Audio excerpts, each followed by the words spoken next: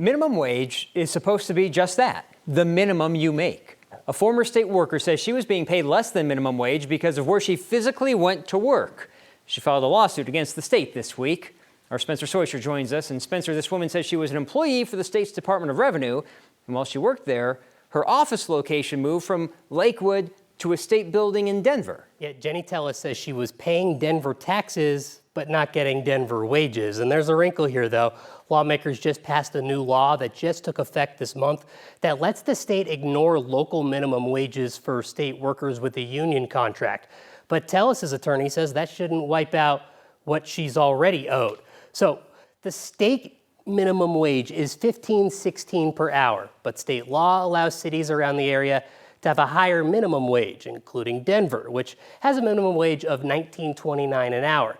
Tellis says in her lawsuit she was actually making more than the state minimum wage, but less than the Denver minimum wage. She said she only realized it because of an infographic about Denver's minimum wage that she saw at a bus stop.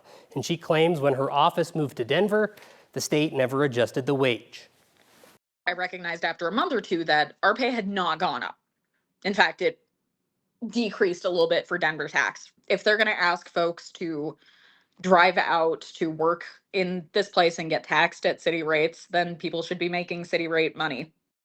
Now, Tellis wants to be paid for the difference in pay while she was working in Denver and is asking a judge to make it a class action for any state worker who may have been shorted the same way over the last 3 years.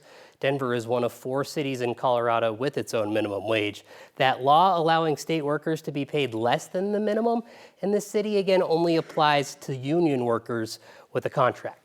Spencer, I can imagine a lot of people now looking at their paychecks and making sure they're paid the right amount. And if you're in Denver, you do have that Denver employee tax. That's with that extra tax she was talking about. So beware of that. Thank you, Spencer.